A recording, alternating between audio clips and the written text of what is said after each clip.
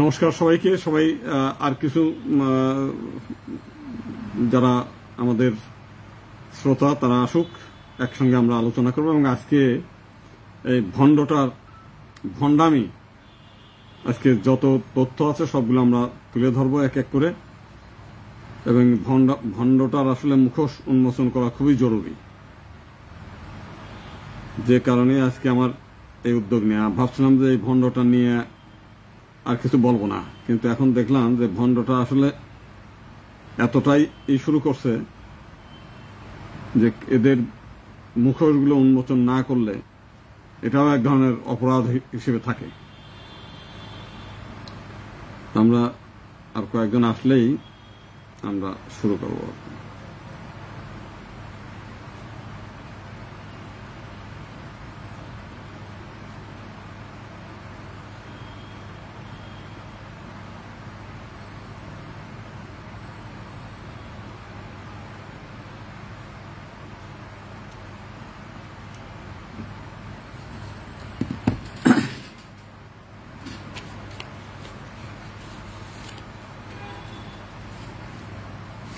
প্রিয় বন্ধুগণ, আমরা দীর্ঘদিন পরে আবার লাইভে আসলাম। আমি তো লাইভে সবসময় থাকতেও পারি না, নানান কাজের মধ্য দিয়ে।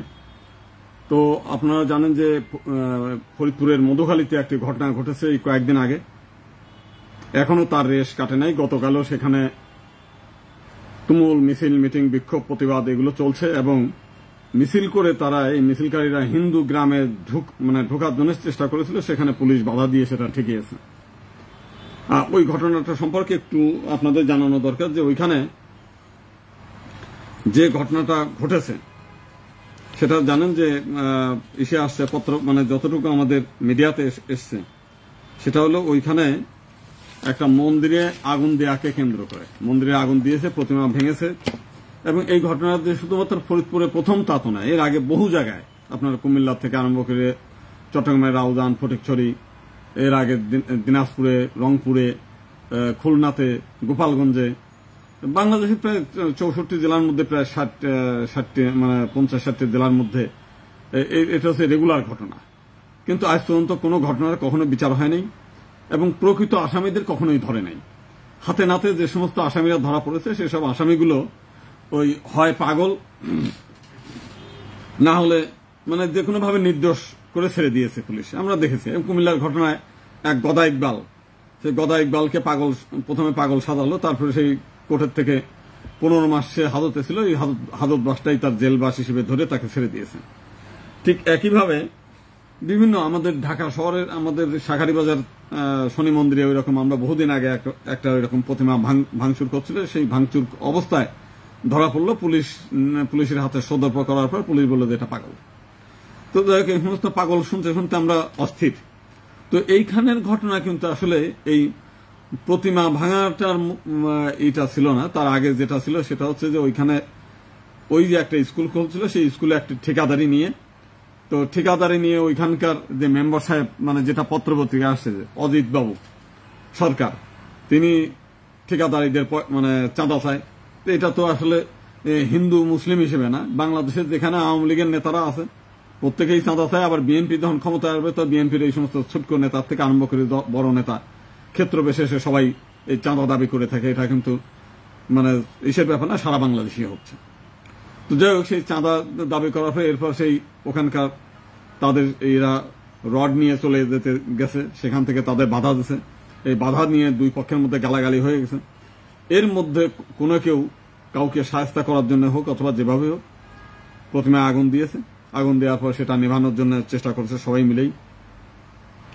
এরপরে ওইখানে যে ঘটনাটা, যেটা ওখানকার যে মেম্বার সাহেব যারা চাঁদা দাবি করেছিল তারা সহ অন্যরা, সাবেক যে মেম্বার সে সহ এদেরকে ধরে নিয়ে স্কুলের মধ্যে আটক রেখেছে, যাতে উত্তেজিত জনতা তাদেরকে হামলা না করে।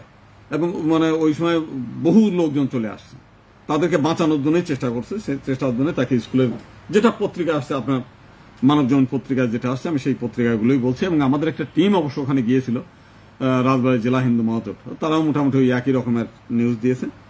সেইখানে যে ঘটনাটা ঘটিয়েছে সেটা হচ্ছে ওখানকার ইউনিয়ন পরিষদের চেয়ারম্যান, যেটা সেটা যদিও ওরা বলছে যে পঞ্চপল্লী সবই হিন্দু, কিন্তু চেয়ারম্যান সাহেব আবার মুসলিম। তার নাম হলো শাহ আসাদুজ্জামান তপন। তো ভদ্রলোক এসেই প্রথমেই সেই লোহার পাইপ দিয়ে এই ছেলে দুইটা ছেলে মারা গেছে, এটা নির্মমভাবে মারা গিয়েছে। আমরা খুব এটার জন্য বেদনাও করি যে এখানে কেন এই হত্যা, আমরা কোনো হত্যাকাণ্ডের সবসময় বিরোধী। আজকে যেমন এখানে বিরোধিতা করছি, ঠিক একইভাবে কুমিল্লার ঘটনায় কিন্তু 6 জন হিন্দু নিহত হয়েছে, সেটা নিয়ে কিন্তু কারোর মধ্যে কোনো আফসোস নাই। শুধু তাই না, এইখানে সরাসরি ধর্মমন্ত্রী ছুটে গিয়েছে। ধর্মমন্ত্রী কিন্তু কুমিল্লায় যে হিন্দুদেরকে পিটিয়ে হত্যা করেছে, সেইখানে মানে সে নরসিংদীতে হত্যা হয়েছে, এইগুলো নিয়ে কিন্তু চাঁদপুরে হত্যা হয়েছে, সেই এসে হত্যা হয়েছে, আপনার চৌমোহনীতে হত্যা হয়েছে, সেখানে কিন্তু ধর্মমন্ত্রী যান নাই, সেখানে কিন্তু পুলিশের ঊর্ধ্বতন কর্মকর্তারা যান নাই, সেখানে কিন্তু সরকারের প্রধানমন্ত্রীর বিশেষ দূতরা কিন্তু সেখানে যান নাই। হিন্দু মূল্যে এটার জন্য যেতে হয় না। যাই হোক, এই বিষয়টা তো যাই হোক, সেই বিষয়টা নিয়ে আমরা ওখানকার হিন্দুরা উত্তেজিত হয়েছে। ওখানকার নেতৃত্ব দিয়েছে আবার মুসলিম, সেই মুসলিম চেয়ারম্যান, তিনি যখন শুরু করেছেন তার শাগরেদরা পরবর্তীকালে তাকে পিটিয়ে হত্যা করেছে। এই হত্যা, যদিও আমি আগেও বলি এটা নির্মম হত্যাকাণ্ড, এই হত্যাকাণ্ড আমরা আমাদের সংগঠন শুধু না, বাংলাদেশের কোনো হিন্দু সম্প্রদায়ের এই ধরনের নৃশংস হত্যাকাণ্ড আমরা বিশ্বাস করি না, আমরা সমর্থন করি না। কিন্তু এই হত্যাকাণ্ড আমরা দেখেছি, সেই ঝিনাইদহে পুরোহিত হত্যা হয়েছে, ঠাকুরগাঁয়ে পুরোহিত হত্যা হয়েছে, কীর্তন গাচ্ছে ঘরে বসে বসে সেখানে যায় জঙ্গিরা যায় তাকে চাপাতি দিয়ে মানে গলা কেটে হত্যা করেছে। তখন কিন্তু আমরা এই সরকারের কোনো প্রধান ব্যক্তিদের আমরা দেখি নাই। তো যাই হোক, যে বিষয়টা এখানে একতরফা কি হলো, হিন্দুরা মুসলিমদের হত্যা করেছে। এবং এই যে পিনাকি আজকে যে যাকে নিয়ে আমরা কথা বলতে চাই, ইনিও এই উস্কানিদাতাদের একজন। তো ভদ্রলোক হিন্দু মানুষ, যদি আমরা ধরেই নেই যে ভদ্রলোক হিন্দু মানুষ, তো হিন্দু মানুষ উনার যত প্রথম থেকে আরম্ভ করে যতগুলো দেখবেন যে উনি ওনার বক্তৃতার শেষে কিন্তু ওই আল্লাহ আকবর ধ্বনি আছে, মানে কি আরো যা যা ইসলামিক যে পরিভাষার যে শব্দগুলো কি কি বলে সেগুলো দিয়ে উনি কিন্তু শেষ করেন। মাঝে মাঝেই মানে সেই ইসলামী পরিভাষা যেটা শেষ করেন, মাঝে মাঝে টুপিও মাথা দেয়, দাড়িও রাখে, মানে হুজুরের সাথে বহু কিছু আমরা দেখেছি আর কি। অথচ উনি প্রথম থেকেই এটার বিরুদ্ধে। মাঝের থেকে হলো কি ফেজ দ্য পিপল। তো আমরা জানেন যে বাংলাদেশে যখনই কোনো ঘটনা ঘটে তো তার প্রথমেই ফেজ দ্য পিপল এই বিষয়টা নিয়ে একটা লাইভ করে। সে লাইভে যদিও এটা নিয়ে বিতর্ক থাকে, অনেক কিছু থাকে, কিন্তু বাস্তবতা হচ্ছে উনি সব শ্রেণীর মানুষ, আওয়ামী লীগ, বিএনপি, সুশীল সমাজ, সাংবাদিক, ওখানকার মানুষ সবাইকে নিয়ে একটা লাইভ করে। ভদ্রলোক যে জিনিসটা করে আপনার সেই সাগর সাহেব, তো অত্যন্ত অথেন্টিক জিনিস, মূল জিনিসটা উনি বের করার চেষ্টা করেন, যাতে এই বিষয়টা নিয়ে আর বেশি পরিমাণ বাড়াবাড়ি না হয়, যাতে এইটা নিয়ে যাতে গুজব না ছড়ায়। এই জিনিসটা উনি ওনার আমরা দেখেছি বিভিন্ন সময় যে কাজগুলো করেছেন আমাদের সাইফুল সাগর সাহেব আর কি, এবং যে তথ্যগুলো উঠিয়ে আনেন সেগুলো অথেন্টিক, মানে ঘটনার পরে যাতে গুজব না ছড়ায়, প্রকৃত ঘটনাটা যাতে পরিষ্কার হয়, এই বিষয়গুলো আমরা দেখেছি যে তিনি চেষ্টা করেন প্রকৃত জিনিসটাকে খুঁজে বের করার জন্য। এবং এর আগেও আমরা দেখেছি কুমিল্লার ঘটনাতেও উনি যথেষ্ট সোচ্চার ছিলেন, সেখানে হিন্দুদের ব্যাপার ছিল, এইখানে মুসলিমদের ব্যাপার ছিল, এই বিষয়গুলো নিয়ে। কিন্তু সেখানে দেখলাম আমাদের পিনাকি কিন্তু সম্পূর্ণ তার উল্টা, সম্পূর্ণ উল্টা হয়ে ওখানে সেই শুধু তাই না, সে ভারতের আগ্রাসন, ওখানে ভারতের র করে ফেলছে, এই পর্যন্ত টানি নিয়ে আসছে, মানে ছাগলের রচনা করতে গিয়ে একেবারে তাল গাছ পর্যন্ত শুদ্ধ নিয়ে চলে আসে আর কি। তো এই বিষয়টা আর কি, এবং মানুষ দেখি এই বিষয়গুলো শুনেও, অবশ্য শোনার পিছনে কারণ আছে। সেই কারণটা হলো আপনি দেখবেন যে রাস্তায় যারা যে তাবিজ কবজ বিক্রি করে, ভুয়া তাবিজ কবজ, যেটা দিয়ে কিছুই হয় না, কি করে আগে প্রথমে একটু ঢোল বাজায়, তারপর একটু লেকচার দেয়, এবং সেই ঢোল বাজাইলে পরেই মানুষ ওখানে আসে, সেই ঢোলের শব্দ শুনে আসে, আসার পরে ওদের সেই লেকচার শোনে, লেকচার শুনতে শুনতে একসময় নিজেদের কিছু লোকদের মেকানিজম করে সেই তাবিজ কবজ কিনায় বিক্রি টিক্রি করে চলে গেল আর কি। তো পিনাকি হচ্ছে এই ধরনের সস্তা ধরনের এক ধরনের আপনার হচ্ছে তাবিজ কবজ বিক্রি করার মতো, যেটা সেই বিষয় কোনো জ্ঞানের গভীরতা নাই। আপনি দেখবেন যে একই জিনিস, যেমন আমাকে নিয়ে উনি মাঝে মাঝেই ভিডিও করে। বহুকাল আগে আমি একটা করেছিলাম আর কি, প্রার্থনা সভা করেছিলাম, যে এটা অখণ্ড ভারতের কথাটা, যে কথাটা আসে যে অখণ্ড ভারত আমরা ফিরে পেতে চাই, ঈশ্বর যেন আমাদের সেটা করে। এবং আমরা যে অখণ্ড ভারতটা বলেছিলাম সেই বিষয়টা, সেটা হচ্ছে আফগানিস্তান টু মায়ানমার থেকে আরম্ভ করে একেবারে রাশিয়া থেকে আরম্ভ করে, যেটা মহারাজা বিক্রমাদিত্যের এটা, সেইটা কি ছিল, সেই মহারাজা বিক্রমাদিত্যের জেরুজালেম টু একেবারে ওই রাশিয়া পর্যন্ত, তা থেকে হিন্দু, মুসলিম, বৌদ্ধ, খ্রিস্টান সবাই। আমরা কিন্তু বলি নাই সব মুসলিমগুলোকে হিন্দু হয়ে যেতে হবে, খ্রিস্টানগুলোকে হিন্দু হয়ে যেতে হবে, তা না। আমরা চাই আজকে দেখেন ভারত যদি আপনি বর্ডারগুলোতে আপনি যান, বর্ডারের কি অবস্থা, আপনি যেদিন যাবেন এই ঈদের মধ্যে দিয়েও আপনি দেখবেন লাখ লাখ মানুষ লাইন ধরে রৌদ্রের মধ্যে দাঁড়ায় থাকতেছে সারাটা দিন ধরে। সেইখানে গিয়ে মানুষ ভিসা করতেছে, পাসপোর্ট করতেছে, হাসপাতালে রুগী নিয়ে চেষ্টা করতেছে যাওয়ার জন্য, রুগীগুলো রাস্তায় কাতরাচ্ছে, ইচ্ছা করলেও যাইতে পারতেছে না। বর্ডারে সেই এপারে যতটা হয় ভারতের ওইখানে তো ওরা সেই পুঙ্খানুপুঙ্খ ভাবে চেক করে, সেই চেকের মধ্যেও আবার বহু হয়রানি। অথচ সেই রৌদ্রের মধ্যে, কড়া রৌদ্রের মধ্যেই তারা হাজার হাজার মানুষ সেইখান থেকে তারা এইগুলো যাচ্ছে। তা এখন মানুষ যখন এইখানেই যাচ্ছে, আপনি ওইখানে জিজ্ঞেস করেন যে এই যে ভারত যে ভাগ হলো, এই ভাগ হওয়ার ফলাফলটা বাংলাদেশের জন্য আমরা কি পেয়েছি, আমরা অতিরিক্ত কি পেয়েছি। অতিরিক্ত ব্যাপারে আমরা দেখেছি যে ওইখানে আঙুর কিনা হচ্ছে ৭৫ টাকা কেজি, আমরা সেইটা কিনি এখানে ৩০০ টাকা কেজি।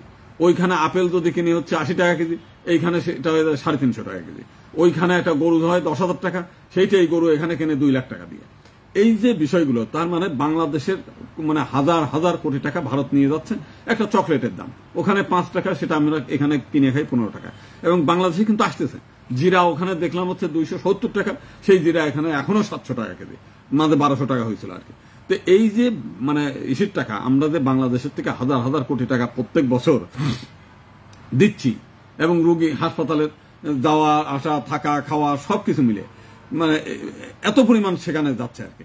এবং সেই যাওয়ার পিছনে আমরা যে বিষয়গুলো আমরা সবসময় বলি যে ভারত যাওয়া কিন্তু বন্ধ হয়নি। এই যে মাঝে ভারত বয়কট যে আন্দোলনটা, এটাও কিন্তু এই পিনাকি ভট্টাচার্যের সুশ্রুতিতে। তার হচ্ছে যে ভারতের বিরুদ্ধে একটা বয়কট আন্দোলন করে উনি যেটা বিরোধী দলটা একটা বড় ধরনের একটা আন্দোলন গড়ে তুলতে পারত, সেটা উনি আগেই হেঁচা ফেঁচা করে কিছু লোকজনকে নইচই করে কয়েকদিন লাফালাফি করলো, ভারতের পণ্য কিনেন না, ভারতের পণ্য কিনেন না। আপনি দেখেন এখন যারা বর্ডার দিয়ে আসতেছে, এক একজনের পিছনে ৩টা ৪টা ৫টা করে বড় বড় ব্যাগ, কেউ জিরা, তেজপাতা জিরা, লবঙ্গ, তারপরে কি বলে ওই যে এলাচ থেকে আরম্ভ করে যা যা প্রয়োজন, যা বাংলাদেশে পাওয়া যায়, বাংলাদেশে অনেক উন্নত মানের জিনিস পাওয়া যায়, সেইগুলো ছাড়াও তারা ওখান থেকে ভারতের থেকে নিয়ে আসতেছে, বস্তা বস্তা ভরিয়ে দেবে। তাহলে ওনার ভারত বয়কট আন্দোলনটা শেষ পর্যন্ত মাথা মারা গেছে। ভবিষ্যতে যদি বড় ধরনের আন্দোলন বাংলাদেশের বিরোধী দলরা ডাকেও, তাহলে মাঠে মারা পড়বে। কেন মাঠে মারা পড়বে? কারণ একবার দেখছে যে এটা কোনো কাজে আসে না আর কি, কয়েকটা দিন হয়েছে সেটা। তো যাই হোক, আমরা এখন পিনাকি ভট্টাচার্যের বিষয়টা আসে, উনার সম্পর্কে আমি বলি যে উনার ভণ্ডামি সম্পর্কে একটু জানানো দরকার। আমাদের কমরেড সামাদ সাহেব আর কি, উনি পিনাকিকে নিয়ে বেশ কয়েকটা ভিডিও বানাইছেন এবং অনেক তথ্য দিয়েছেন। সেটার মধ্যে উনি ওইখানে বলছেন যে পিনাকি ভট্টাচার্য হচ্ছে একটা উন্মাদ পাগল, কিন্তু বাস্তবতা কিন্তু তা না। জিনিসটা অত্যন্ত শেয়ানা।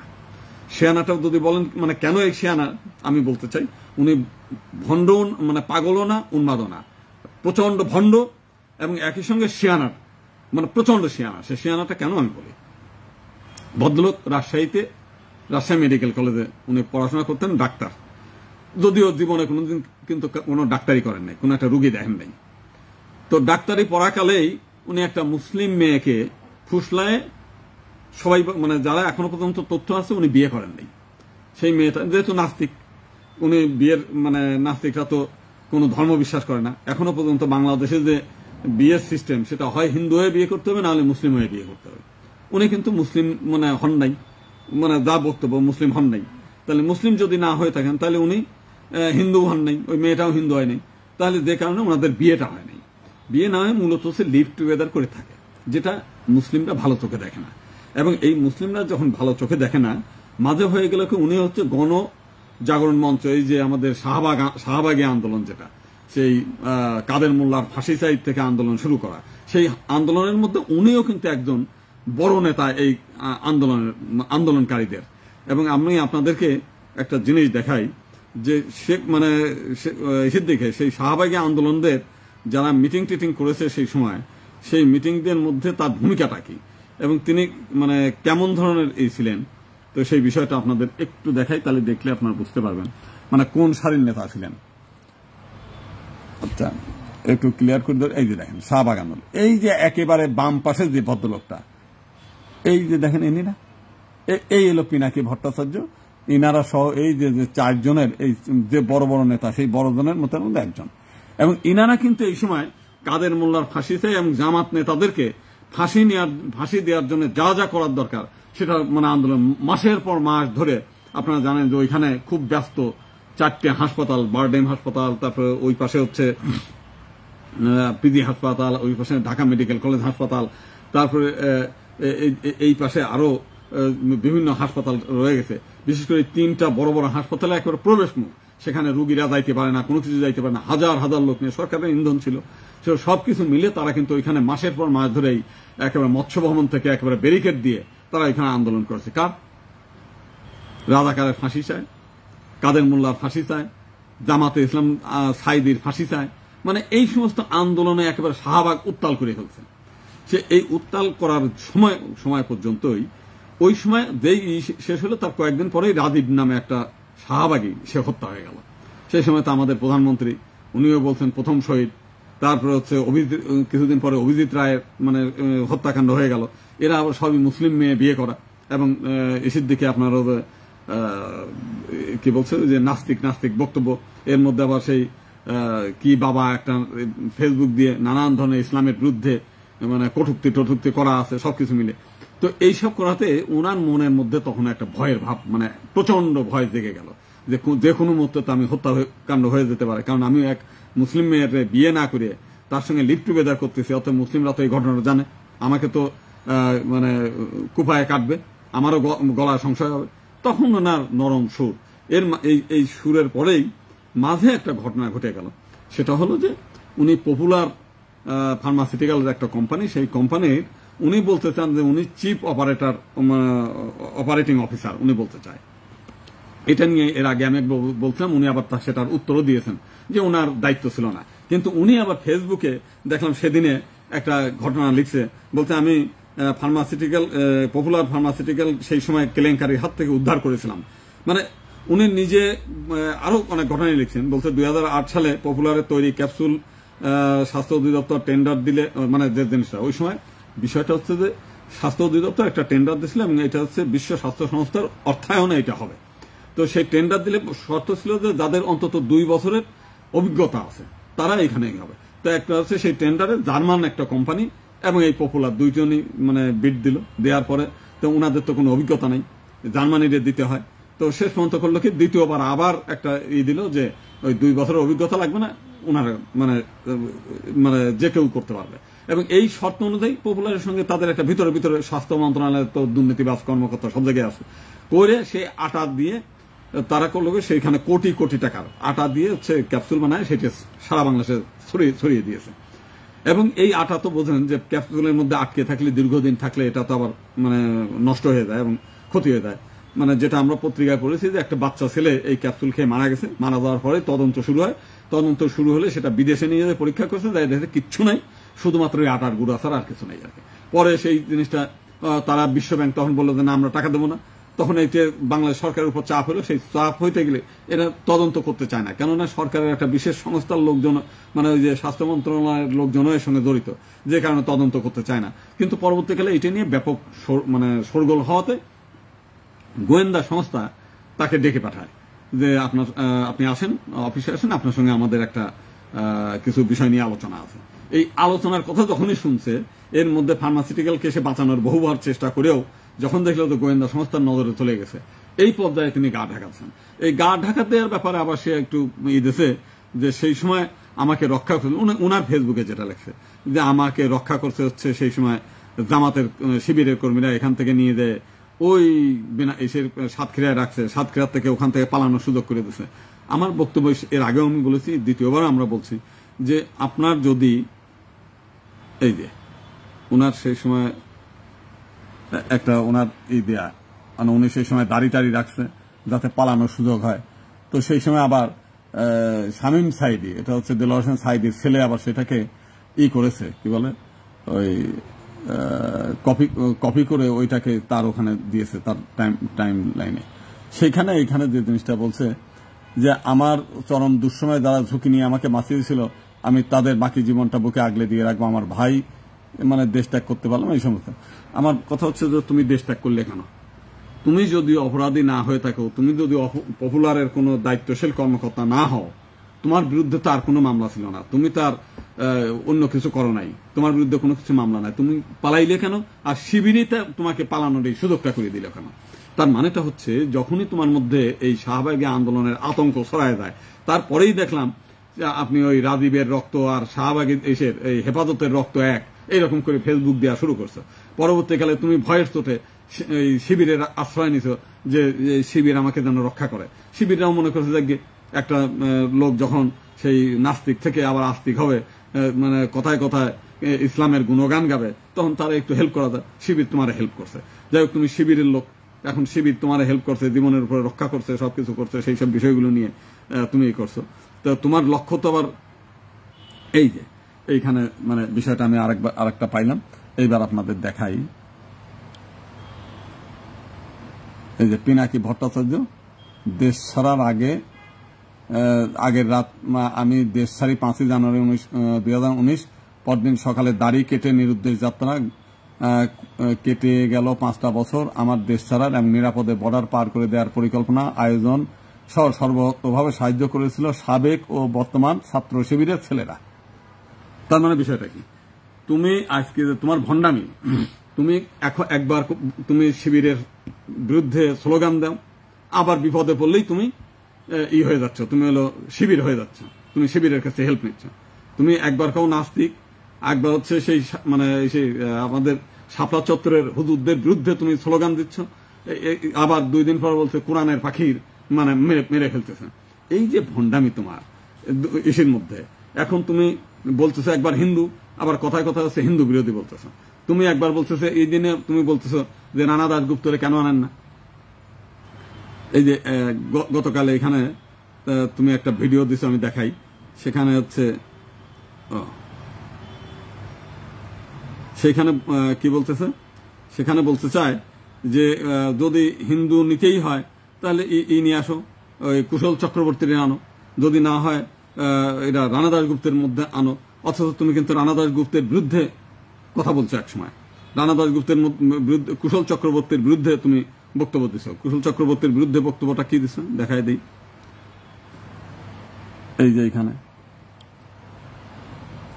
এই যে মোদির সব কুশল ছবি দিয়ে হাসিনার সুখের দিন শেষ, পিনাকি ভট্টাচার্য। তাহলে আজকে তুমি যখনই ওই ফেস দ্য পিপল আমাকে নিয়ে আসছে, তুমি বলতে গোবিন্দরে নিচ্ছ কেন, ওই মানে এরা কুশলে নেও না কেন? তার মানে তুমি নিশ্চয়ই এই কুশল মোদির সবকের কথা বলছো, যে মোদির লোক পিনাকি সিদ্দিকে কি বলে রানা দাশগুপ্ত, তুমি রানা দাশগুপ্তরে নিয়ে আসতে বলতেছো কেন? বলতেছো রানা দাশগুপ্ত হলো সেই সময় বলতেছো এটার কি নাম, ওই যে পুলিশ কি, পুলিশের নামটা কি, যে পুলিশের সে প্রদীপ, সেই কক্সবাজারের যে একজন সেনাবাহিনীর এক সাবেক কর্মকর্তাকে যখন হত্যা করলো, সেটা নিয়ে এই রানা দাশগুপ্ত যখন তার পক্ষে ওকালতি করছে, তখন তুমি তার বিরুদ্ধে করলে, সে হচ্ছে মোদির চর, সে হলো মোদির সমস্ত কিছু। তারপরে এসের দিকে আবার আজকে তুমি বলতেছো যে যদি নেতাই নিতে হয় তাহলে এটা রানা দাশগুপ্তরে নেয় না কেন, যদি ধর্ম নিয়ে ব্যাখ্যা করতে হয় তাহলে কুশল চক্রবর্তীরে আনো না কেন? তার মানে বিষয়টা কি? তুমি একদিকে কুশলের বিরুদ্ধে বলতেছো, একদিকে রানা দাশগুপ্তের বিরুদ্ধে বলতেছো। তখন হচ্ছে তারা হচ্ছে মোদির চর, তারা RSS এর চর, তারা হচ্ছে বাংলাদেশটাকে ভারতের মধ্যে নিয়ে যাওয়ার চর, তারা বাংলাদেশের সেনাবাহিনী হত্যাকাণ্ডের কি বলে ইন্ধনদাতা, তারা সমস্ত বাংলাদেশকে দেশপ্রেমিক শূন্য করার জন্য ইন্ধনদাতা, তারা হুজুরদের মানে হত্যাকারের ইন্ধনদাতা। আবার তুমি এখন আবার মানে করে বলতেছো, মানে এক ধরনের হিপোনাইজ বলছে, যেটা বোঝায় যে তুমি আবার তাদেরকে সাগরকে বুদ্ধি দিচ্ছ, যে মানে পরামর্শ দিচ্ছ তাদেরকে কেন আনতেছেন না। তাহলে তোমার মুখোশটা কি? তোমার তো কথায় কথায় তোমার এটা সবচাইতে বড় যে বিষয়টা, যে জিনিসটা আমি মানে এর আগেও বলেছিলাম, যে এই ভদ্রলোক কিন্তু একটা পল্টিবাস। মানে প্রথমে ঘন্টায় ঘন্টায় ওই গিরগিটির মতো রং চং চেঞ্জ করে ফেলতেছে।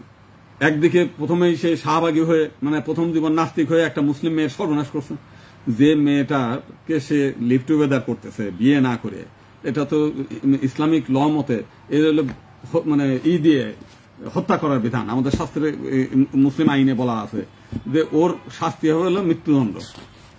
আমি আপনাদের মুসলিম আইনের বিধান দেখাই। এই যে মুসলিম আন্তর্জাতিক আইন, বইটা বলছে ইসলামিক ফাউন্ডেশন বাংলাদেশ। বইটার আইনটা একটু পরে দেখাই। এই আইনে স্পষ্ট করে বলে দেওয়া আছে যে যারাই ব্যভিচার করবে এদের পাথর ছুঁড়ে হত্যা করা। তো তুমি একটা মুসলিম মেয়ের ভাগাই নিয়ে, যে মুসলিম মেয়ের বাবা তাকে ছোটবেলা থেকে লালন পালন করে বড় করছে, লেখাপড়া করাইছে, ডাক্তার বানাইছে, তাকে এক জায়গায় বিয়ে দিয়ে একটা আত্মীয়তার সম্পর্ক গড়ে তুলবে, সে মানে তারপরে তুমি সেই মেয়েটা, সেই বাবা কতটা কষ্ট পাইছে। সে মানে একটা কাফেরের হাতে, তাও বিয়েও না, তাকে ইউ করে নাই, সে কাফের এই মেয়েটার সঙ্গে ব্যভিচারী করতেছে। সে ব্যভিচারী করলে পরে কি ধরনের হইতে পারে, এই বিষয়গুলো তার মনের মধ্যে ঢুকে গেছে। এর মাঝে সে আবার কিছু ইসলামী বিধিবিধান এগুলো পড়ছে। পড়ার পরে যখন দেখছে যে আমার খবর আছে, তো খবরের পরেই সে ভোল পাল্টানো শুরু করছে। ভোল পাল্টায় যে কারণে এটা করলো। এখন হলো মাঝেতে যে জিনিসটা বলতেছেন, আজকে এইখানে সরকারের একটা বড় ধরনের আন্দোলন চলছিল যে বাংলাদেশে গণতন্ত্র ফিরিয়ে আনার, সেই ফিরিয়ে আনার আন্দোলনটাকে সাবোটাজ করা। সেই আন্দোলনটা হচ্ছে যাতে গড়ে না ওঠে, উনি আগেই সতর্ক করে দেয় সরকারি গোয়েন্দাদের। এই শেখ হাসিনার 72 ঘন্টা, শেখ হাসিনার 10ই ডিসেম্বরের একটা আন্দোলনের কথা বলতেছে, যে আমি ভিডিওটা আপনাদের দেখাই, তাহলে আপনাদের জিনিসটা হবে যে মানে কেমন টাইপের মানে ভণ্ড। সে ভণ্ড বলতেছে যে আজকে রাতের মধ্যে আপনারা সব হাজার হাজার লোক রাস্তায় নেমে পড়েন, আপনারা সব চলে আসেন, আজকে রাতের মধ্যে সরকার পতন হবে। আরে সরকার পতন হবে তুমি যদি আগেই জানায় দাও, তাহলে তো সরকার আরো সতর্ক হয়ে গেল, সরকার তো থাকলো না। তুমি সরকারের প্রথমত তোমার থাকে, যদি থাকে তাহলে তুমি সরকারকে, সরকারের গোয়েন্দা সংস্থা যদি তুমি জানায় দাও, তাহলে তার মানে এই যে আন্দোলন তুমি আস্তে করেই, এই যে জনগণের আন্দোলন যে বারবার ব্যর্থ হচ্ছে, কারণটা কি?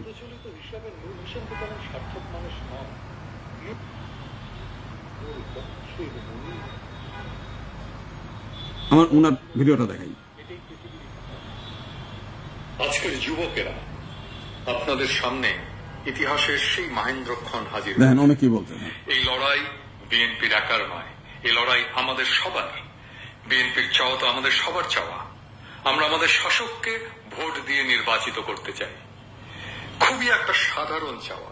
একটা রাষ্ট্রের নাগরিকের খুবই বৈধ গ্লানি আর অপমানের অঙ্গারে দগ্ধ হবে। বিএনপির লড়াইয়ের লক্ষ্যের সাথে আপনার লক্ষ্য মিলে গেছে, তাই বিএনপির এই লড়াই আপনারও লড়াই।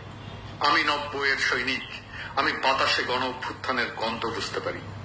আমি খুব স্পষ্ট দেখতে পাচ্ছি আগামী মাসের 10 তারিখের মধ্যে বাংলাদেশের আগামী 50 বছরের ভাগ্য নির্ধারিত হয়ে যাবে। ডিসেম্বরের 3 থেকে 10 তারিখই হবে সেই মহেন্দ্রক্ষণ। আমেরিকান সাংবাদিক জন রিড রুশ বিপ্লব দিতে রাজপথে যদি নেমে না আসতো, বাংলাদেশের ইতিহাস অন্যরকম ভাবে লেখা হতো। তাই বোনেরা, মায়েরা, আপনারাও নামুন আমাদের ছেলেদের সাহস দিতে। আমরা আমাদের প্রিয় মাতৃভূমিকে ডাকাতদের হাতে ছেড়ে দেব না। মৃত্যু ভয় তুচ্ছ করে হাজারে হাজারে, লাখে লাখে, কোটি কোটি যুবক রাজপথে নেমে আসুন। তারুণ্যের বাঁধ ভাঙা প্লাবনে ফ্যাসিবাদের জঞ্জাল ধুয়ে মুছে সাফ করে দিই। ইতিহাসকে নির্মাণ করি। যদি মৃত্যু আসে ভয় নেই, বীরের মতো আমরা একবারই মৃত্যুকে আলিঙ্গন করব, কাপুরুষের মতো বারে বারে মরব না।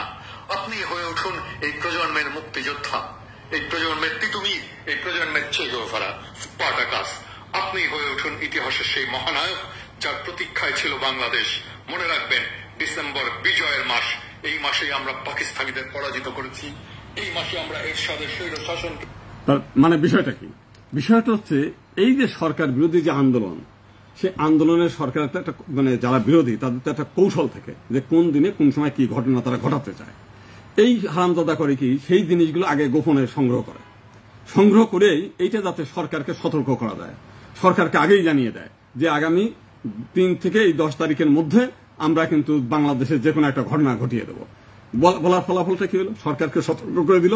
এবং এই যে সরকার বিরোধী যে আন্দোলন, আজকে যারা এখানে সরকারের বিরোধী মানে যারা সরকার পতন দেখতে চায়, মানে তারা কিন্তু এই পিনাকির একটা বিশাল দর্শক শ্রেণী কিন্তু এই শ্রেণীর সরকার পতন দেখতে চায়। সে মনে করতেছে এই হলো সরকার পতনের মহানায়ক, কিন্তু বাস্তবতা কি করতেছে? সে হলো সরকার যারা পতন ঘটাতে চায়, সরকারের নামাতে চায়, এদের গোপন খবরগুলো যখনই মানে এই সমস্ত উগ্র কথাবার্তা বলে, তখনই ওরা তাকে বলে, এই দাদা আমরা তো এই কাজ করতে, আমরা এই করতেছি, মানে এই সমস্ত নানার কথা। এর মধ্যে কমরেড এরা বলছে অবশ্য যে আমরা এই দেশের 17 কোটি মুসলমান, তুমি এই দেশে মাত্র হলো 7-8% মানুষের একজন প্রতিনিধি। তো তুমি বাংলাদেশে মুসলমানদের মধ্যে কান্নাকাটি করার লোক নাই? কোরআনের পাখি মরতেছে, এটা কি বাংলাদেশের মুসলমানদের কান্নাকাটি করার লোক নাই? আর তোমার কান্নাকাটি করতে হবে কেন? তুমি তো সংখ্যা বেশির মধ্যে, আমাদের সমাজের মধ্যেই কান্নাকাটির লোক আছে, ব্যথা পাওয়ার লোক আছে, কষ্ট পাওয়ার লোক আছে। তো তুমি এই মায়া কান্নাটা করতেছো কেন? ঠিকই ধরছে। বিষয়টা হলো সে দেখতেছে যে ধর্মপ্রাণ যারা মুসলিম সম্প্রদায় এরা একটু সহজ সরল হয়। তারা মোটামুটি এই যে প্যাঁচঘোষ, এই যে কৌশলটা, এই কৌশলগুলো মূলত আসে কাদের থেকে? কমিউনিস্ট যারা, এরা কিন্তু অত্যন্ত বুদ্ধিমান হয় এবং পড়াশোনা করা এবং কৌশল জানে। কারণ এরা তো সেই লেনিন, মার্কস এদের মতো সেই ভিতরে ভিতরে মানে ইসের আন্দোলন, সেই আন্দোলনের ভিতর থেকে তারা জানে যে কৌশলটা কিভাবে রপ্ত করে, গোপন গোয়েন্দাগিরি করে কিভাবে মানে খবরাখবর নিয়ে এসে সেটা আন্দোলনটাকে নস্যাৎ করা যায়। এবং এই যে বাংলাদেশে যে বিরোধী দলদের যে আন্দোলনগুলো টেকে না টেকার পিছনে কারণটা কিন্তু এই পিনাকি ভট্টাচার্য আগেই খবরগুলো নিয়ে এসে তারপর জানায় দেয়। আর মাত্র কিন্তু 72 ঘন্টা পরেই শেখ হাসিনা নাই, 24 ঘন্টার মধ্যে নাই। এই 24 ঘন্টা পরে শেখ হাসিনা পালানোর পরে কি করবো, এই করতে হবে, অমুক কি বলে অমুক গোয়েন্দা প্রধানদের ধরে নিয়ে আসবো, এরপরে ওরে পিটাবো, ওরে এই করবো, ওরে অমুক করবো। তার মানে প্রত্যেককে আগের থেকেই জানায় দেয় যে তোমার কিন্তু এই ঘটনা ঘটবে, তোমার লিস্ট হয়ে গেছে, তোমার নাম এই হয়ে গেছে, তোমার এই হয়ে গেছে। মানে সমস্ত মানে দেখেন কতটা ভণ্ড এবং কতটা প্রতারক এবং কতটা শেয়ানা হলে সে একদিকে সাধারণ মুসলমানরা কিন্তু তারা নিয়ে নাচানাচি করতেছে, মনে করতেছে যে মানে পিনাকি দা মনে হয় আমাদের মানে বিশাল উপকার করতেছে। একদিকে আপনার সমাজের একটি মেয়েকে সর্বনাশ করছে, তার মানে সে আপনার ওই সমাজের মেয়েটাকে নিয়ে এসে টোটাল মুসলিম সমাজে একটা বুড়ো আঙ্গুল দেখাই দিল যে তোমাদের পরিবারের মেয়েদের নিয়ে এসে আমি লিভ টুগেদার করে সমস্ত মুসলিম সমাজে বানাই দিলাম, বোকা বানাই দিলাম। দ্বিতীয়ত সে আবার এই যে ভিডিও করতেছে, এই ভিডিও লক্ষ লক্ষ মুসলিম ধর্মপ্রাণ মুসলিমরা দেখতেছে। এই দেখার ফলাফল কি হচ্ছে, পার ডে সে প্রায় 1 লাখ টাকার বেশি সে উপার্জন করতে প্রতিদিন। মানে তার এক ভিডিও যদি 1 মিলিয়ন মানুষ দেখে, তাহলে ওইখান থেকে তার আয় হয় বাংলাদেশি টাকায় প্রায় 1 লাখ টাকার উপরে, আমরা হিসাব করে দেখছি আর কি। তো সে কি করছে যে মুসলিম ধর্মপ্রাণ মুসলিমদেরকে বোকা বানাইয়া একদিকে তাদের পরিবারের মেয়েদেরও সর্বনাশ করে দিল, একদিকে তাদের মাথার পর ঘাড়ে চাপিয়ে তারা কিন্তু মানে আয় রোজগার করে বহাল তবিয়তে খাইয়ে চলে যাচ্ছে। আবার যাদেরকে ফাঁসি দিয়েছে তাদের হাত ধরেই কিন্তু সে পালাইছে। সেই দেলোয়ার হোসেন সাইদি, তারপরে আব্বাস কে বলে কাদের মোল্লার ফাঁসির দাবিতে সেই আন্দোলন করলো। আবার সেই আন্দোলন করে তার ফাঁসি টাসি দেওয়া হওয়ার পরেই সে পোল্ট্রিবাজ হয়েই সেই তাদের ঘাড়ে চাপিয়ে কিন্তু আবার সে ভারতে গেছে, তাদের পয়সাতেই সে ফ্রান্সে গেছে, তাদের ওখানে আস্তানা গাড়ছে, তারাই ওদেরকে নানানভাবে পয়সা দিয়ে, অর্থ দিয়ে, শ্রম দিয়ে তাকে শেল্টার দিচ্ছে। মানে কতটা চতুর, কতটা শেয়ানা হলে এই কাজগুলো সে করতে পারে। এবং আজকের মুসলিম সমাজ কিন্তু তার সেটা বুঝতেও পারতেছে না যে জিনিসটা আমাদের সঙ্গে প্রতারণা করতেছে, আমাদের ব্ল্যাকমেইল করতেছে, এই বিষয়টা কিন্তু সে বোঝে নাই। মানে এই ধরনের প্রতিবাদ। এখন যদি আপনি আমার বলেন যে আমরা অখণ্ড ভারত চাই, সেই ভিডিওটা তো তুমি একবার করছো, একই ভিডিও 10 বার করে মানে বোঝানোর দরকার কি? তার মানে বোঝায় তুমি জিনিসটা কি এইটা দিয়েই আরেকবার খাওয়াইয়া ওই মানে ঘুরায় ফেরায় এই নানান কিছু বলে আরেকবার খাওয়াইলে আরেকবার পয়সা হবে। মানে নানান কিছু মিলেই তোমার টার্গেট হচ্ছে এইখান থেকে মুসলিমদের কাছ থেকে একটা সস্তা জনপ্রিয়তা নিয়ে তোমার আখের গুছায় ওইখানে বসে বসে ভাল তবিয়তে রাজকীয় ভাবে খাওয়া, এই খাওয়ার জিনিসগুলো। এবং তুমি কিন্তু এই ব্যাপারে সফল। কিন্তু সবচেয়ে বড় যে বিষয়টা আমি আপনাদের দেখাইছি যে মানে দেলোয়ার হোসেন সাইদির ছেলে পর্যন্ত তার পোস্টটাকে আবার করছে আর কি, শেয়ার করছে। তার মানে কতটা বোকা হইলে তারা একদিকে শিক্ষিত মানুষ, কিন্তু কতটা মানে বোকা হইলে এই পিনাকিরে তারা নিয়ে মাথায় নাচতেছে আর কি, এই হলো বিষয়টা আর কি। আর ওদিকে সাগরের যে বিষয়টা সে কথা বারবারই বলতেছে। আজকে না, আমি ওই কথাটা পরে বলে আসি যে আজকে যদি ওই যে পালাইছে, সে পালানোর পিছনে কারণটা কি? সে যদি নির্দোষ ভাবতো তাহলে কিন্তু সে পালাইতো না। সে বুঝছে সমস্ত অপকর্মের হোতা, সে কয়েক কোটি টাকা এই সমস্ত ওই আটা বিক্রি করে সে নিয়ে ফেলছে। এবং একজন মেয়ে মানে বাচ্চা মারা গেছে, সেই মারা যাওয়ার দায় দায়িত্ব তার ঘাড়ে আসতো। এবং আমাদের আইনে বলছে যে তার কমপক্ষে 7 বছর আর সর্বোচ্চ যাবজ্জীবন কারাদণ্ড হয়ে যেত এই বিষয়গুলো নিয়ে। তো এখন সে তো যাবজ্জীবন, তার তো এখন জেলে থাকতে হতো। আজকে সে এখান থেকে মানুষের হুঙ্কার দিচ্ছে, রাস্তায় নামেন, মরেন। মরেন মানে আপনারা মরেন, আমি মরবো না, আমি তো ফ্রান্সে আরামে থাকবো। আরে বেটা, তোর যদি সাহস থেকে আয় না, আসে এখানে নেতৃত্ব দে, বল যে আমিও রক্ত দেবো, আপনিও রক্ত দেন। কয় যে মানে রক্ত যখন দিয়েছি আরো দেবো রক্ত, কিন্তু তোমার রক্ত দেবো, আমার রক্ত না, মানে এইরকম করে না। মানে এখনো মানুষ কতটা বোকা হলে সে ফ্রান্সে বসে একটা নিরাপদ জায়গায় সামান্য একটু গোয়েন্দা সংস্থা ডাকছে, তাতেই সে ভয়ে পালায় চলে যাচ্ছে। আর আপনারা বলতেছে যে আপনি সেই তিতুমির মতো রাস্তায় নামেন, আপনি নিজে মরেন, এর আগে মরছি আমরা, সমস্ত কিছু আছে, এই সমস্ত জিনিসগুলো মানে এই শুরু করছে আর কি। তো এখন হলো বিষয়গুলো। তো এখন সবচাইতে বড় যে বিষয়টা, যে এই যে ব্ল্যাকমেইলের যে বিষয়, সেই ব্ল্যাকমেইলের ইসের থেকে মাথায় আর একটা সে ভিডিও আজকে গতকাল মধ্যে একটা ছাড়ছে আমার ভিডিও, সেখানে আমি এক জায়গায় বলছিলাম যে আমি এখনো বলি, এটা আমাদের আইনের মধ্যেও আছে, যে আপনি যখন আমাকে আক্রমণ করবেন, আমার নিরাপত্তার জন্য আমি আপনাকে হত্যা যদি করি, তাহলে আমার শাস্তি হবে না। কেন হবে না? কারণ আত্মরক্ষার অধিকার প্রত্যেকটি মানুষের আছে, এটা আইন দ্বারা স্বীকৃত। আমাদের এখানে যখন কুমিল্লায় হামলা হলো, আমাদের ওখানে যখন নাসিরনগর হামলা হলো, আমাদের এখানে যখন সাল্লায় হামলা হলো, আমাদের ওখানে যখন রামুতে হামলা হলো, আমাদের এখানে যখন অভয়নগরে হামলা হলো, কোটালীপাড়ায় হামলা হলো, গোপালগঞ্জে হামলা হলো, গোপালগঞ্জ শহরে, তারপরে আপনার এদিকে দিনাজপুর ঠাকুরগাঁয়ে হামলা হলো, আমরা কিন্তু কোনো জায়গায় প্রতিরোধ গড়ে তুলতে পারিনি। মানে অনেকগুলো হিন্দু মারা গেল, হত্যাকাণ্ডের শিকার হলো, বাড়িঘর ভাঙলো, লুটপাট হলো, অগ্নিসংযোগ হলো। তাহলে আমরা যদি আমাদের সমাজকে রক্ষা করতে চাই, তাহলে কি করতে হবে? আমি বলেছি রুখে দাঁড়াতে হবে।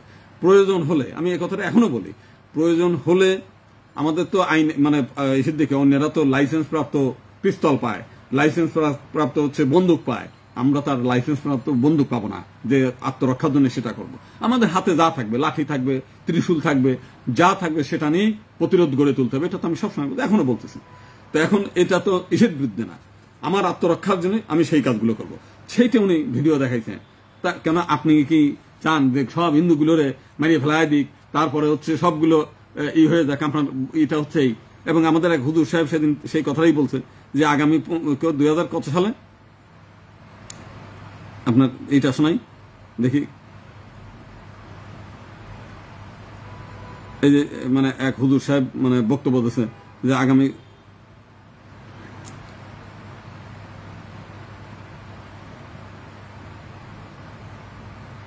আচ্ছা, সে হুজুরের নাম হলো হাফেজ মুসা আহমেদ। হাফেজ মুসা আহমেদ এই গতকালে একটা বক্তব্য মানে দিয়েছে। আমার এটা ওপেন হচ্ছে না, আচ্ছা দেখে ওপেন করা যায় কিনা, আমি এসের দিকে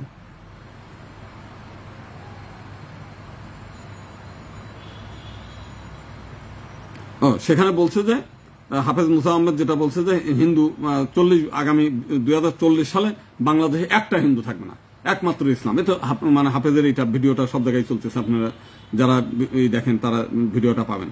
তো আমাদের বক্তব্য হলো যে আপনি একদিকে বলতেছেন বাংলাদেশ থেকে সব হিন্দু শূন্য হয়ে যাবে, হিন্দু শূন্য করে দেব, আর মানে আমরা হিন্দু মানে আমরা বিলুপ্ত হয়ে যাব, কিন্তু আমরা কোনো প্রতিরোধ গড়ে তুলতে পারবো না। এইটা তো হতে পারে না। আমরা বিলুপ্ত হওয়ার আগেই অন্তত প্রতিরোধ গড়ে তুলবো, এটা তো আমাদের নৈতিক ইসের দাবি, এটা আমরা করবই। তো এখন সেই জিনিসটা, আর আপনি চান যে বাংলাদেশের থেকে হিন্দুগুলো সব বিলুপ্ত হয়ে থাকে, এটা একটা গেল। আর একটা হলো যে আমরা যে কথাটা এসে বলতে চাই, আপনারা একটা হুজুরদের বক্তব্য আছে, সেটা হচ্ছে গাদোয়ায়ে হিন্দ। আপনি নেটে সার্চ দেন গাদোয়ায়ে হিন্দ, আপনি যে কোনো ইসের মধ্যেই পেয়ে যাবেন।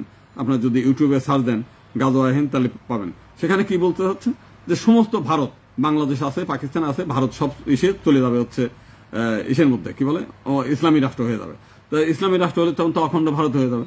গাদোয়ায়ে হিন্দ আপনারা যদি নেটে সার্চ দেন, আপনি যে দেখেন হুজুরদের বক্তব্য দেখেন, এই যে গাদোয়ায়ে হিন্দ, গাদোয়ায়ে হিন্দ কখন হবে, কখন শুরু হবে, কোন সময় হবে। গাদোয়ায়ে হিন্দ মানে হিন্দুদেরকে ধরে নিয়ে আসা।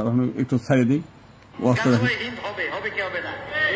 বিশ্বাস করেন কি করেন না, তো গাজওয়ায়ে হিন্দ যে হবে, এই হিন্দ হওয়ার একটা প্রেক্ষাপট তৈরি করতে হবে না? আপনি এলাকার মধ্যে মারামারি কি কোনো ইস্যু ছাড়াই করতে পারেন? তো অনেকে আবার গাজওয়ায়ে হিন্দের ব্যাপারে অনেক ধরনের কথা বলে। হিন্দুস্তান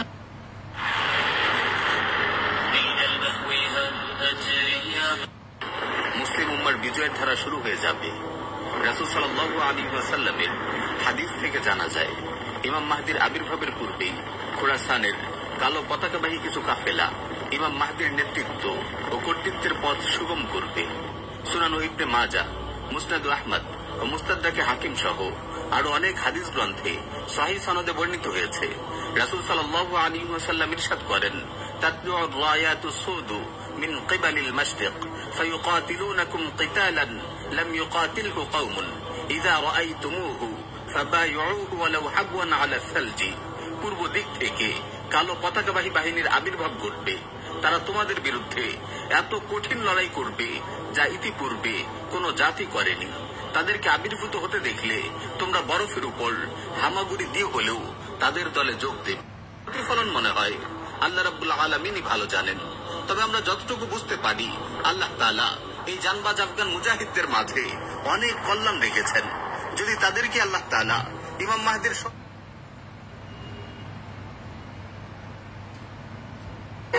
यहाँ से फौजें चलेगी, 6 आलम बरामद होंगे और कोई ताकत उन्हें रोक न सकेगी, उनका मुंह फेर न सकेगी। यहाँ तक कि वो एलिया हुजूर के जमाने में यरूशलेम का नाम था। यहाँ तक कि মানে সব জায়গায় গাজওয়াইন বলতে গেলেই যে তারাই ভারত দখল করে নেবে। বড় যে ধর্মযুদ্ধ হবে সেটি হলো গাজওয়ায়ে হিন্দ তথা হিন্দুস্তান ভারতে সংঘটিতব্য মুসলমান উম্মার যুদ্ধ। এই সম্মানিত যুদ্ধে নিশ্চিতভাবে মুসলিম উম্মাহ বিজয় লাভ করবে, কিন্তু এই সম্মানিত যুদ্ধে 1/3 মুসলমান শাহাদাত বরণ করবেন এবং শেষাংশ। তাহলে একদিকে মানে হুজুররা প্রতিদিন তরবারিতে শান দিচ্ছে যে ভারত দখল করে নেবে। তো ভারত যখন দখল করে নেবেন তখন তো অখণ্ড ভারতীয় হয়ে গেল। আপনার খোরাসান থেকে বাংলাদেশ পর্যন্ত যদি একটা দেশ হয়, সে মুসলিম যাই হোক, তাহলে তো একটা দেশই বানাইলেন। অখণ্ড ভারতের কথা তো আপনারাই বলতেছেন, ভারত দখল করে নেবেন। অলরেডি তরবারিতে শান দিচ্ছেন, তো সেই বিষয়গুলো তো আপনারা করতেছেন।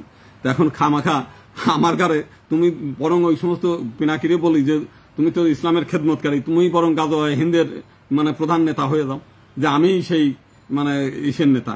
তো এই হলো বিষয়টা। তা আমার যে কথাটা বলতে চাই যে ওই আমার একটা পুরনো নিয়ে সারাদিন না ঘাটাঘাটি করে ওই জিনিসগুলো চলে। আচ্ছা, আর একটা বিষয় হলো যে এই দিনে আবার বলছে যে খালেদ বিন ওয়ালিদ নামে একজন ইসলামের সেনাপতি ছিল, যে তার এই করে নিয়ে আসতে হবে। তো সেইটাই তো এখন এইভাবে তুমি হলো হুঙ্কার দিচ্ছ একটার পর একটা। তো এখন আমার যে বিষয়টা, সে বিষয়টা হচ্ছে যে এই সাধারণ যারা মুসলিম সম্প্রদায়ের মানুষ আছে এবং যারা অন্য হিন্দু কিংবা অন্য সম্প্রদায়ের মানুষ যারা আছে, তাদের কাছে একটা বক্তব্য আছে। সে বিষয় হচ্ছে ভণ্ড প্রতারক যারা, তারা চিরকালই প্রতারক। আজকে যেমন সে কিন্তু আজকে মুসলিমদেরকে ব্ল্যাকমেইল করার একটা পথ তৈরি করতেছে, যে তার অনুসারী করে নিয়ে আসে। যেমন হচ্ছে মির্জাফরের মতো যে কাজটা করছে। মির্জাফর কি করছে, তার অধীনে সেনা যখন যুদ্ধ হয়েছে তখন সেনাপতি বন্ধ করে দিয়েছে, সমস্ত সৈনিকরা লর্ড ক্লাইভের কাছে পরাজিত হয়ে গেছে।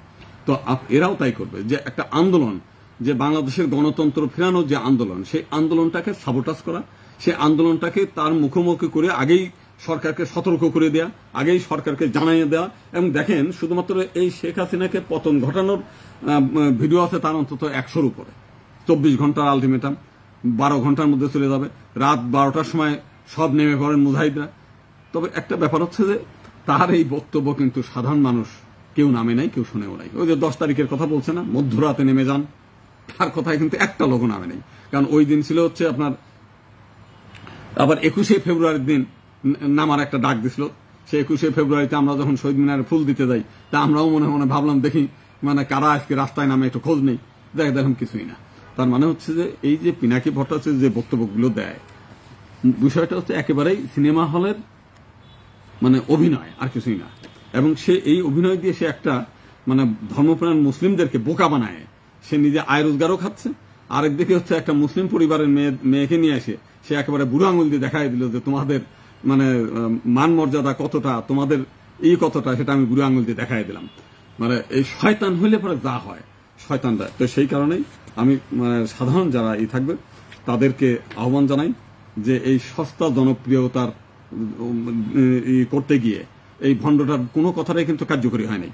সে কিন্তু আজকের থেকে আরো কয়েক বছর আগে থেকে শেখ হাসিনার ডেডলাইন পাঠাই দিচ্ছে, 3 দিন, 4 দিন, 5 দিন, 10 তারিখ, 11 তারিখ, বহুদিন আগেই পতন ঘটায় দিচ্ছে। আপনি ভিডিওগুলো দেখেন, প্রতিদিনই সরকারের পতন ঘটায়, শেখ হাসিনার পতন ঘটায়, শেখ হাসিনার কথা শোনায়, তুই তো আমার কথা শুনলি না, এই সমস্ত বক্তব্যগুলো। কিন্তু বাস্তবতা হলো তার কোনো কথা কেউ শোনে নাই, কোনো জায়গায় শোনে নাই। এবং তার বক্তব্য যদি দেখেন, আমি একটা জিনিস দেখাই আপনারা, যে সে একজন উচ্চ শিক্ষিত মানুষ, কিন্তু তার বক্তব্য ওই যে আপনি আর একটা বলি যে সে তার কোনো কথা, এই যে ভারত বয়কটেরই দেখেন আপনার এই যে ডেইলি স্টারের নিউজ, কবে বেনাপোল বন্দরে যাত্রীদের দীর্ঘ জট এখনো অব্যাহত আছে, অস্বাভাবিক যাত্রী চাপ সামাল দিতে বিপর্যস্ত ইমিগ্রেশন অফিস। তার মানে এখন ঈদের আগে থেকে শুরু হওয়া, এটা হচ্ছে কয় তারিখে, যশোরের বেনাপোল স্থলবন্দরের যাত্রীদের দীর্ঘ জট এখনো অব্যাহত আছে, অস্বাভাবিক যাত্রী চাপ সামাল দিতে বিপর্যস্ত বেনাপোল ইমিগ্রেশন। বেনাপোল স্থলবন্দরের যাত্রীদের দীর্ঘ জট এখনো অব্যাহত আছে, যাত্রীদের চাপ সামাল দিতে, ডেইলি স্টারে। তারপরে এইখানে একটা নিউজ আছে, ঈদের আগে থেকে শুরু হওয়া যশোর বেনাপোলের বন্দরের যাত্রীদের দীর্ঘ জট এখনো অব্যাহত, অস্বাভাবিক যাত্রী চাপ সামাল দিতে বিপর্যস্ত হচ্ছে। এই যে একটার পর একটা নিউজ, সে নিউজে কি হচ্ছে, উনি যেটা বলতে চায় যে ভারতের ইসের ছেড়ে দেয়া, কিন্তু বাস্তবতা হচ্ছে মানে এত পরিমাণ আরো যাত্রী ভারতে গেছে যে তুলনাহীন। তার মানে উনার যে কথায় যে মানুষ শোনে না, সেটা একটা বিষয়। আর একটা বিষয় আপনার দেখায়, ওনার ভাষাটার দেখাই, সেটা হচ্ছে যে ভাষাগুলো আমি পড়তে চাই না, তারপর আপনাদের দেখাই কি লিখছে। খানকির পোলারে সুদানের পোলা চাহিদা, এইদিকে আমাগো লগে ধর্মনিরপেক্ষতা সুদায়, আবার হচ্ছে ইহুদ কি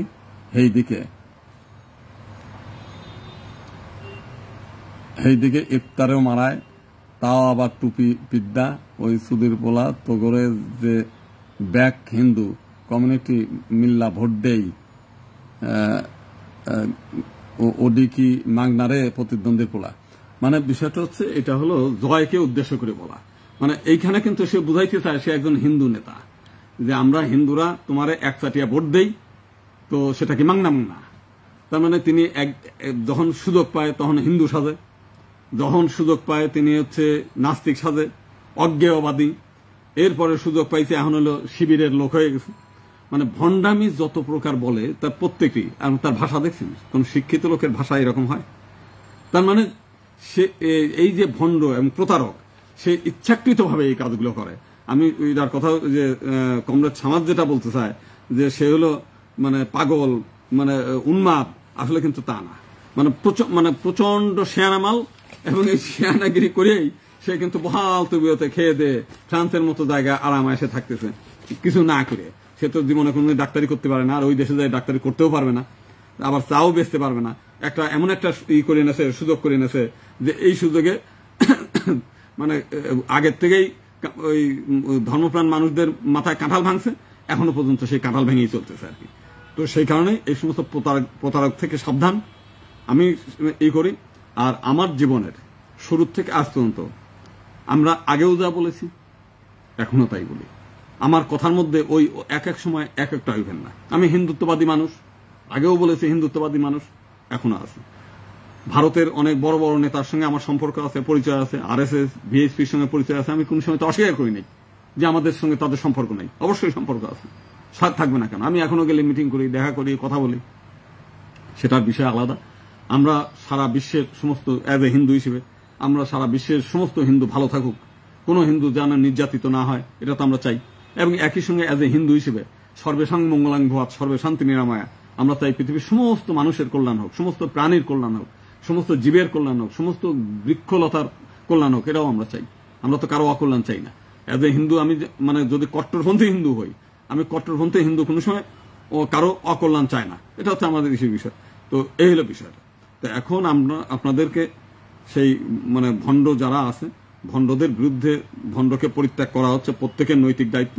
সেই নৈতিক দায়িত্ব থেকে আমি আপনাদের কাছে আহ্বান জানাই যে এই ভণ্ড থেকে সরেন, কারণ এই ভণ্ডর এক সুযোগ করে দিলে, এই ভণ্ডর ভিডিও যত দেখবেন আপনার পয়সা, আপনার সময় নষ্ট হবে, ইন্টারনেটের বিল পরিশোধ করে ওই ভণ্ডটারে খাওয়া পড়ার সুযোগ করে দেবেন। তার চাইতে আপনার এই যে সাইফুল সাগর ভদ্রলোকের, উনার বিরুদ্ধে অনেকে মৌলবাদের কথা বলে যে উনি মৌলবাদী মানুষ, অমক মানুষ তমক মানুষ, কিন্তু একটা বিষয় কিন্তু ক্লিয়ার যে বাংলাদেশের সংকটকাল মুহূর্তে যারা নির্যাতিত মানুষের পক্ষে উনি সবসময় সোচ্চার ছিলেন। অন্তত উনার যে তথ্য এইগুলো অত্যন্ত অথেন্টিক, এবং উনি চেষ্টা করেন যে কোনো বিষয় হলেই যাতে এই বাংলাদেশের মানুষ যেন ভালো থাকে, এই সামান্য বিষয়টি নিয়ে, কোনো একটা বিষয় নিয়ে যেন দ্বন্দ্ব সংঘাত তৈরি না হয়, সেই জন্য উনি আগের থেকেই সোচ্চার থাকেন, আগের থেকে সেই বিষয়গুলো নিয়ে আলোচনা করেন, যাতে এটার মধ্যে কোনো এই গুজব ছড়িয়ে যাতে এটা এই না থাকে। এবং আজকে আমি একটা কথা বলি, আজকে মুসলিম সমাজ যারা এই পিনাকি নিয়ে নাচানাচি করতেছেন, আপনাদের মানে ঘাড়ের পর চাপিয়ে আপনাদের ক্ষতি করে, আপনাদের মানে ব্ল্যাকমেইল করে আবার সে খাচ্ছে, এটা না করে সাইফুল সাহেব অন্তত প্রথম হলেও আপনাদের পক্ষে প্রথম যদি কথা বলে থাকে, সেই ভদ্রলোক বলতেছে কোনোদিন গুজব ছড়ায় না, কোনোদিন অতিরিক্ত কথা বলে নাই। আমরা দেখেছি কোনো ভিডিওতে আমরা আজ পর্যন্ত দেখি নাই যে ভদ্রলোক মানে উল্টাপাল্টা কথা বলে, মানে শালীনতা বজায় রেখে, ভদ্রতা রেখে, যেটা অথেন্টিক বিষয়। উনার যতগুলো লাইভ আছে কোনো একক পক্ষের লোক আনে না। আমার মতো ধরে নেন, আমিও একজন মৌলবাদী মানুষ, আমার মতো মৌলবাদী মানুষও থাকে, আবার একজন হুজুরও থাকে, একজন আওয়ামী লীগের লোক থাকে, একজন বিএনপির লোক থাকে। সবাইকে নিয়ে এসে উনি ডিসকাস করেন যাতে প্রকৃত সত্যটা বেরিয়ে আসে, সবার মধ্যে যেন একটা ভ্রাতৃত্ববোধ গড়ে ওঠে। এটা হচ্ছে সাইফুল সাগরের একটা বড় ধরনের কৃতিত্ব আমি মনে করি। আমাকে নিতেই হবে এমন কোনো কথা না, কারণ আমি এমন না যে আমার এইখানে নিলে পরে আমার বিশাল পরিস্থিতি গড়ে উঠবে, সেখান থেকে আমার বিশাল আয় রোজগার হবে, আর কিছুই না। আমার এমনিতেই সারা বাংলাদেশের হিন্দুরা আমার চেনে, ভারতের হিন্দুরা চেনে, বাংলাদেশের অনেক বড় বড় লোকজনই চেনে, আমার অচেনার বিষয় না। এমন না আর এটা নিয়ে আমি ব্যবসা করে খাবো, সেটাও না। আমি সুপ্রিম কোর্টের উকিল, আয় রোজগার করার মতো শক্তি সামর্থ্য ভগবান আমাকে দিয়েছে, আমি সেই অনুযায়ী আমার আয় রোজগার করে খাই। ওই ভিডিও করেও আয় করারই নাই, পিনাকির মতো ভণ্ডামি করেও আমার কোনোই নাই। আমার এই ওকালতি জীবনে কোনো জায়গায় এই কালো দাগ নাই যে মানুষের কাছে গলা কেটে ওকালতি করে নিয়ে পয়সা খেয়েছে। যে যা দেয়, যতটুকু সন্তুষ্ট হয়ে দেয় ততটুকু নেই। তো এই হলো বিষয়টা। আজকে উনি সবক দিচ্ছে যে আপনি রানা দাশগুপ্তরে নেন না কেন, তো রানা দাশগুপ্তের বিরুদ্ধে তুমি ভিডিও করলে কেন? পুলক আবার বলছে কুশল চক্রবর্তীরে নেও না কেন? তো কুশল চক্রবর্তীর বিরুদ্ধেও তো তুমি অনেক কথা বলছো, ভিডিও তৈরি করছো, তো তোমার ভণ্ডামিটা কি? তুমি একটা লাইনে থাকো। আসলে বিষয়টা আছে, উনি ভালো মতো বুঝে গেছে যে বাংলাদেশের মানুষ মানে খুব সহজ সরল, ওনার ভণ্ডামিটা বুঝতে পারবে না, ওনার এই চাতুরিটা বুঝতে পারবে না, ওনার শেয়ানাগিরি বুঝতে পারবে না। কিন্তু কিছু মানুষ হলেও বুঝে গেছে, যেমন হচ্ছে কমরেড সামাদ সাহেব, ওনার সম্পর্কে ওনার ভণ্ডামি কতগুলো তুলে ধরছে, এবং আরো অনেকেই দেখলাম, আজকে আমি এইগুলো খুঁজতে গিয়ে দেখলাম অনেকেই করে গেছে। এবং আগামীতে তোমার ভণ্ডামি এত পরিমাণে মানে জানবে যে তোমার আজকে যদি এইখান থেকে তোমার ভিডিও না দেখে, কালকে তো তোমার ওই সেই ফ্রান্সের রাস্তায় বিক্রি করে খাইতে হবে। ফ্রান্সের রাস্তায় ফ্রান্সের সরকারের কাছে হয়তো বলবো যে বেকার ভাতা দেন, অমুক দেন, তমুক দেন, কিন্তু তোমার সম্পর্কে তো জানে, তোমার বিরুদ্ধে মামলা হয়েছে, তোমার হাতে হ্যান্ডকাপ করে ধরেও নিয়ে গেছে একবার। তো এই হলো বিষয়টা। তো সেই কারণে আমি সাধারণ যারা মানুষ আছে, হিন্দু মুসলিম সবার কাছে, যে এই দেশ আমাদের দেশ, আমরা এই দেশের আলো বাতাস ফসল এই দেশে খেয়ে পরে আমরা বেঁচে থাকি। এই দেশটাকে আমরা সুখী সমৃদ্ধ দেখতে চাই। মানুষের মধ্যে আমরা এই দেশে হিন্দু সম্প্রদায়ের সংখ্যালঘু মানুষ, আমরা তো আপনাদের সঙ্গে যুদ্ধ করতে চাই না, যুদ্ধ করেও পারবো না। আমরা মাত্র হচ্ছে 8%, সরকারি হিসেবে 8%, আমরা যদিও একটু বেশি বলি, তা আমরা তো মিলেমিশেই, আমরা তো হাজার বছরের মিলেমিশেই আমরা এই দেশে আছি। আপনাদের সঙ্গে আপনারা আমাদেরকে সেইভাবে সহযোগিতা করেন, আমাদেরকে করেন। এই যে আজকে আমরা যে সংগঠনগুলো করি, আপনাদের সহযোগিতায় আমরা যত মিছিল মিটিং বিক্ষোভ করি, পুলিশরা আমাদেরকে সহযোগিতা করে না, আমাদেরকে নিরাপত্তা দেয় না, আমাদেরকে হল ভাড়া দেয় না, আমাদের মধ্যে কোনো ধরনের হিংসা বিদ্বেষ নাই। হিংসা বিদ্বেষ তৈরি করে এই সমস্ত ভণ্ডরা, এই সমস্ত প্রতারকরা আপনারা আমার সঙ্গে একটা গ্যাঞ্জাম বাধাই দিয়ে সেই সুযোগগুলো তারা নিতে চায়। আমার বিরুদ্ধে খেপায় তুলে মূলত তার ভিউ যত বাড়বে পয়সা পাবে, সে এই ভণ্ডামি সে করতে চায়। তো এই ধরনের ভণ্ডদের সবসময় পরিত্যাগ করা উচিত। বরং এর চাইতে সাইফুল সাগর সহ আরো যারা আছে ইউটিউবার, অত্যন্ত ভালো ভালো ইউটিউবার আছে, আপনারা তাদের সঙ্গে যোগাযোগ করেন, তাদের ভিডিও দেখেন, দেখবেন যে মানে কোনো পাবেন না, তাদের কোনো হিপোক্রেসি জিনিসটা এইটা তাদের মধ্যে নাই। আপনি দেখেন মানে তারা হিপোক্রেট না। এইটা আপনি যদি কয়েকটা আপনার 10টা ভিডিও একটা পর একটা খুঁজে দেখেন, দেখবেন যে এটা অন্ডসার শূন্য একটা মানে মানে কি ডিম্ব, শূন্য ডিম্ব, কিছুই না, একটা ঘোড়ার ডিম। তার বক্তব্য যতগুলো বলে প্রথম শুনতে অনেক ভালো লাগে, তিলকে তাল বানায় ফেলতেছে, এই করে ফেলবে, এই তো গোয়েন্দা পাওয়া গেছে, এই ভারতের পাওয়া গেছে, এই অমুক পাওয়া গেছে, কিন্তু বাস্তব খুঁজে বাইর করেন যাই দেখুন কিচ্ছু না। যে কথাটা এখন বলছে এই কথাটা আরো 1 বছর আগেও ঘুরে ফিরে বলা, আবার 6 মাস আগে অন্য কৌশল করিতে বলা, মানে একই জিনিস নানান ভাবে মানে পরিবেশন করার ব্যাপারে উস্তাদ। শয়তানটা তো সবসময় খুবই হয় জানেন তো, যে খুব কৌশলী হয়। আপনার কাকের বাসায় হচ্ছে কোকিল ডিম পারে কেন, মানে কাকের বাচ্চা টাচ্চা ফেলাই দিয়ে, কারণ হচ্ছে কোকিলের আসলে এই বাসা বানানোর কোনো ক্ষমতা নাই, এবং ওই কাকের বাচ্চা নষ্ট করে কাকের বাসায় ডিম পারে, কাককে দিয়েই তা দিয়ে মানে বাচ্চা বানায় নিয়ে চলে যায়। তার মানে এই যে কাজটা এই পিনাকি করতেছে, অতএব ওই ফাঁকা ঢোল বেশি যখন শব্দ হয় বুঝতে হবে যে ওর ভিতরটা ফাঁকা। যত ঢাকের ঢাককে অবশ্য জয় ঢাকও বলে, মানে ঢাকের শব্দ অনেক দূর থেকে শোনা যায়, কিন্তু ভিতরটা টোটালটাই ফাঁকা। এই ফাঁকার জন্যই এই ফাঁকাটার আওয়াজ বেশি, যে কারণে আপনারা শুনতেছেন। অতএব মানে ভণ্ডটারে পরিত্যাগ করেন। এই ভণ্ডটারে এই করলে পরে আপনাদের অন্তত ইন্টারনেট নিয়ে এই বিল কমবে, আর এই ভণ্ডটার আয় রোজগারের পথ বন্ধ করা হবে। তাহলে বুঝবেন যে এই ভণ্ডটা জীবনে মানে কি বলে ডাক্তারি, তো বুঝতেই পারছেন কি ধরনের ডাক্তারি, জীবনে কোনোদিন একটা রুগী দেখে নাই, তার মানে সেই বিদ্যাটা ওর নাই। পাশ করছে, নেতাগিরি করে যেভাবে হয় ওইভাবে করছে, সে তো বুঝতেই পারতেছে নাকি।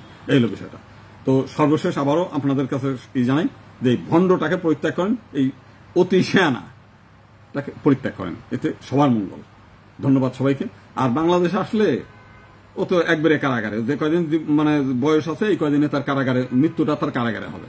অতএব আপনি যেমন মানুষকে উস্কানি দিচ্ছেন যে রাস্তায় নামেন, মানে দিচ্ছেন সেই তিতুমিরের মতো নামেন, অমুকের মতো নামেন, সেই খালিদ বিন ওয়ালিদের মতো রাস্তায় নামেন তরবারি নিয়ে, আপনি আসেন, আপনি এসে তরবারিটা আপনি প্রথমে নেন, নিয়ে আর সবাই রাখ দেন। আপনি তো বুঝতেছেন যে আমি আরামে থাকবো, এই বোকা মুসলমান সরল সহজ মুসলমানদের রাস্তায় নামাই দিয়ে 2-4 হাজার মরিয়ে গেলে পরে 2-4 হাজার মুসলমান কমে গেল। এই ভণ্ডামির মধ্যে আছে। সে চায় যে এখানে পুলিশ তো, সরকার তো অত্যন্ত হার্ড, অতএব রাস্তায় নামাইলে পরে পুলিশ ব্রাশ ফায়ার করবে, গুলি করবে, ওই এসের মতো, শাপলা চত্বরের মতো। উনি মরলে পরে উনি সেরকম তার একটু ভিডিও বানাবে, বলবে পাখির মতো গুলি করে মেরে ফেলেছে, আর মেরে ফেলার উস্কানি কিন্তু সেই দেয়। তো এইরকম একটা উস্কানির, এই উস্কানিতে ফাঁদে পা দিয়ে আপনাদের নিজের জীবনটা নষ্ট করতে যাবেন না। এবং এই ভণ্ডটা কিন্তু কোনোদিনও সামনে এসে যুদ্ধ করবে না, আপনাদের উস্কানি দিয়ে রাস্তায় নেমে আপনাদের মারতে চায়। আপনাদের ঘরের মেয়েটাকে নষ্ট করছে, একটা মুসলিম পরিবারের মান মর্যাদা নষ্ট করতেছে, মুসলিমের ঘাড়ে চাপিয়ে এখন সে আপনাদেরকে দিয়ে এই ভিডিও দেখায় পয়সা আয় রোজগার করে শেখাচ্ছে। এখন দ্বিতীয়বার চায় যে আপনাদের উস্কানি দিয়ে মাঠে নামায় দিয়ে সে ওইখান থেকে বাহবা দিয়ে হাতে তালি বাজাবে, আর একটা ভিডিও বানাবে, পাখির মতো গুলি করে মেরেছে, অমুক করে মরছে। তো তুমি বেটা ইস্যুতে শাহবাগী আন্দোলনের মধ্যে ছিলে কেন? তুমি কালাজ্বরের আটা দিয়ে মানুষ মারার কল বানাইছো কেন? এই যে ভণ্ডামিগুলো করতেছো, এই যে চাতুর, এইগুলো করো কেন? তো সেই জন্য আবারও বলি, তুমিও ভণ্ড, সাবধান, তোমার কপালে শনি আছে। বাংলাদেশে আসলেই শনি আছে, আসো। গোবিন্দ প্রামাণিক তো বাংলাদেশের মধ্যে আছে। আমার বিরুদ্ধে তো বহুবারই গ্রেপ্তারি পরোয়ানা জারি করার কথা বলছো, এই ধরে নিয়ে যান, এই হিন্দু মহাজোটের ই করেন। তোমার এই ইসের কথায় কি বলে, ওই ছাগলের প্যাঁ প্যাঁ কথায় তো বাংলাদেশে কিছুই হয় নাই। তো তুমি আসো, আমরা কি করতে পারি দেখাই দিই। তুমি ফ্রান্স থেকে আসবা, 1 সপ্তাহ লাগবে না, বিমানবন্দর থেকে তোমার পিটাইতে তোমার জুতা দিয়ে পিটাইতে নিয়ে যায় কারাগারের মধ্যে ঢুকাই দেবো। কারাগারের মধ্যে বাকি জীবনটা চলে যাবে। তুমি যতই গপ্প করো যে তোমার বাংলার সেফাই শালার তোমার রক্ষা করবে, কেউ তোমার করবে না, কেউ করবে না। আসো, প্রমাণ দেখো। তুমি ডাকছো 10 সালে কি বলে 10 তারিখে রাস্তায় নামতে বলছো, একটা লোক রাস্তায় নামে নেই, কেউ না। তোমার এই ভণ্ডামিটা মানুষ অনেকেই জানে।